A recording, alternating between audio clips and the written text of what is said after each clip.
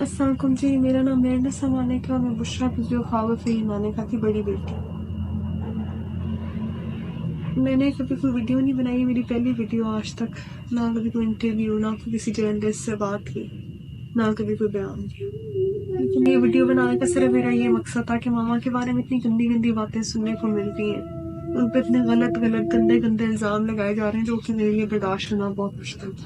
तो मैंने ये वीडियो बनाई ताकि मैं आप लोगों को असलियत बताऊँ। मेरा आगे कुरान पढ़े, जो भी बात करूँगी सच करूँगी, और अगर सच नहीं करूँगी तो फिर मैं अल्लाह ताला मेरा हिसाब किताब करेंगे। दूसरी बात है कि मैं और मेरे बहन भाई हमेशा खामोश इसलिए रहे क्योंकि जब वालिदैन की डिवोर्स होती है तो बच्चे बहुत ज़्यादा इफेक्ट होते हैं। जाहिर बात है हम बच्चे भी बहुत तकलीफ में थे और साइड पिक करना हमारी मुश्किल था क्योंकि हम माँ बाप दोनों से बहुत अटैच थे हैं बल्कि। और मैं मैरिड थी, मेरी जो इन लॉज की फैमिली उनकी वापस थी नून लीग से, तो ऐसे टाइम में खामोश रहना बेहतर था हमारे लिए। कोई भी किसी कोई भी इल्ज़ाम लगे आज तक या कोई भी बात हो, किसी चीज़ पे भी हमने कोई अपना रद्द अमल नहीं दिया, ना कभी कोई बयान दिया। लेकिन ऐसे जब मामा की बात आई तो माए से चुप नहीं बैठा है, इसलिए हमें मुनासिब लगा कि हम ये वीडियो बना के आप लोगों को पहली बात तो भी रिसेंटली किसी ने उन पर इल्ज़ाम लगाया जी वो अमलियात करती थी और मेरे पापा अमलियात के असर पे थे, इसलिए पहले कभी उनके बारे में कोई बात नहीं थी। ये सरासर झूठ है, झूठा इल्ज़ाम है। मामा को दीन के बारे में जानना, दीन के बारे में पढ़ना, दीन के बारे में नॉलेज हासिल करने का बहुत शौक था, पैशन था उनका। उनको कोई बुक मिलती थी औलिया कराम की ज़िंदगी के बारे में, कुरान की तफसीर से लेके जो भी दीन के बारे में था वो पढ़ती थी और उस नॉलेज को फिर वो आगे लोगों तक पहुंचाती थी। किस तरह पहुंचाती थी? उनसे कोई सवाल करता था, कोई हेल्प मांगता था तो वो दीन की रोशनी में उसकी रहनुमाई करती। इतना सिर्फ उनका कसूर है। दूसरी बात, मामा एक बहुत सादी जिंदगी उन्होंने हमेशा गुजारी है। उनकी जिंदगी शुरू उनका क्या था, रूटीन से उठती थी क्योंकि हम जॉइंट फैमिली में रहते थे, हमारे पास 2 रूम्स होते थे, मैं सबसे बड़ी बहन हूँ, हम 5 बहन भाई। तो उनकी रूटीन थी सफाई करा के थी, जानवर बिछा लेनी, वहीं पर खाना, हम बच्चों का दस्तरखान भी वहीं पर होता था, हम खाना उठना बैठना, इवन होमवर्क का हम उनके पास वेट नहीं करते थे, हर वक्त हम मामा के पास होते थे। और उनकी कोई सोशल लाइफ नहीं थी, उन्होंने सारा टाइम सिर्फ अपने बच्चों के लिए और सिर्फ ये दीन की एजुकेशन यानी दीन के बारे में जानना पढ़ना इसमें लगा दिया, पूरी जिंदगी सिर्फ इस काम पे लगाई। तो ऐसी औरत जितनी पर्दादार इतनी नहीं, उसके बारे में इस तरह की बातें सुनना बहुत हमारे लिए बहुत तकलीफ थे और मैं कभी सोच भी नहीं सकती थी कि इस तरह वीडियो बना के हमें उनको कैरेक्टर को डिफेंड करना पड़ेगा।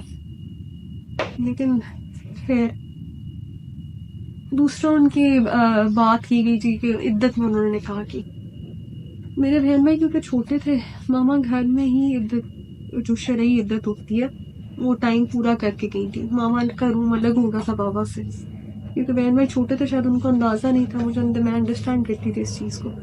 तो वो टाइम जो इद्दत होता है वो उस घर में ही रह के उन्होंने शरई इद्दत पूरी की। उसके बाद वो नानी के घर चली गई और नानी के घर काफ़ी अरसा रहने के बाद उनकी खान साहब से निकाह हुआ। और ये बात के लिए वो निकाब के बगैर मिलती थी और खान साहब ने उनको देखा हुआ था पहले, ये भी बिल्कुल झूठ है, इसमें भी कोई सच्चाई नहीं है। जिन्होंने की है क्या वो किसी मुलाकात के साथ थे जिनको पता हो कि मामा बेपर्दा होकर मिलती थी या मामा ने कभी निकाब के बगैर उनको मिली थी? ये बिल्कुल गलत बात है। खान साहब ने वाकई उनको पहली दफा निकाह के बाद इनका चेहरा देखा था, क्योंकि मामा ग्लव्स और निकाब के बगैर कभी खान साहब को मिली ही नहीं थी। वो पर्दादार खातून है, हमेशा हर नामहरम से पर्दे में ही मिली है। पहली बात, उनका घर से आना जाना होता ही नहीं था, वो ना वो घर से निकलती थी, ना उनका कोई मिलना मिलाना था, ना कोई उनका सोशल सर्कल था, वो घर में ही रहती है। तीसरी बात ये जो अभी रिसेंटली उन पर केसेस क्लियर किए गए जिना का और इस तरह की गंदी बातें उनके कैरेक्टर पर छाली गई, तो हम बेटियां होते हैं, हमारे लिए बहुत तकलीफ थे उनके बारे में ये बातें सुनना। तो कुरान से ऊपर, अल्लाह ताला की अदालत से ऊपर तो कोई नहीं है ना इस दुनिया में ना। वैसे इंसाफ हमें मिल भी नहीं सकता और ना इंसाफ की उम्मीद है किसी से। हमारी अदालतों में कितना कोई इंसाफ हो रहा है सबको तो। लेकिन सिर्फ एक बात तो आप लोगों तक पहुंचाना कि किसी के किरदार को शिकना बहुत आसान होता है, सबूत के साथ करें। सबूत क्या है आपके पास इन चीज़ों के? जिना करती थी वो, अमलियात करती थी, किसी अल्लाह ताला ने कहा कि किसी नेक औरत के ऊपर तोहमत लगाना बहुत बड़ा गुनाह है, और जो लगा रहे ना, मुझे यकीन है कि वो अल्लाह ताला उनका खुद ही उनको इस चीज़ का वो देगा। मुझे कुछ कहने की ज़रूरत नहीं है। अल्लाह ताला शहंशाह है, और हमने अपना हर केस जो है वो अल्लाह ताला की अदालत में ही छोड़ा है, क्योंकि इस दुनिया में तो किसी से इंसाफ की कोई उम्मीद नहीं, ना किसी रिश्तेदार से और ना ही हमारी अदालतों से।